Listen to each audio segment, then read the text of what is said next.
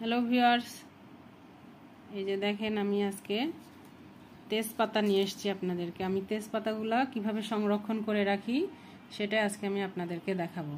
এগুলোকে বাজার থেকে নিয়ে আসার পরে সুন্দর করে ধুয়ে রোদ্রে শুকায়ে আবার আগের মতো মচমচা করে নিয়েছি। এবার এগুলোকে কেটে কুচি কুচি করে কিভাবে সংরক্ষণ করি আপনাদেরকে আমি সেটাই আজকে দেখাবো।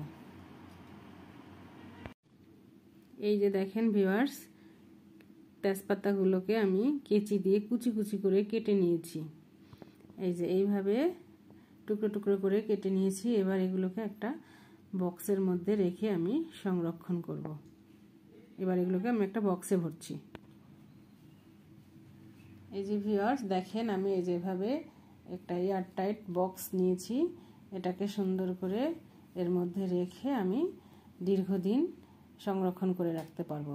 তাহলে আমাকে আর কোনোভাবে এগুলো মানে ছাতা কিংবা ময়লা যে পড়ে এগুলো আর পড়বে না, সুন্দর থাকবে। তারপরে কোনো কিছুর মধ্যে যখন আমি ব্যবহার করব তখন সরাসরি এখান থেকে নিয়ে কিছু কিছু করে নিয়ে আমি ব্যবহার করতে পারবো।